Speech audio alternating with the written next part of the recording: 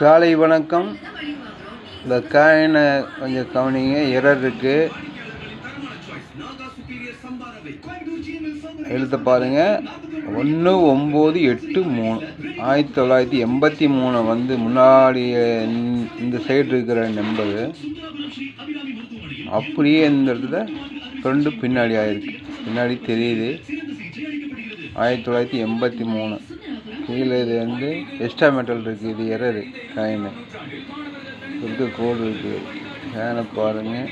Error coin பாருங்க. இந்த மாதிரி காயினு கிடைக்கிறது கொஞ்சம் ரேர். காயினெல்லாம் பார்த்துங்க. தலைகீழ இந்த இடத்துல சிங்கத்துக்கு கீழே பிள்ளைங்க வந்து அப்படியே தலைகீழ அடிச்சிருக்கு. இதெல்லாம் தெரியுது. காயின் நல்லா பார்த்துங்க. லைக் பண்ணுங்க, சப்ஸ்கிரைப் பண்ணுங்க. நன்றி.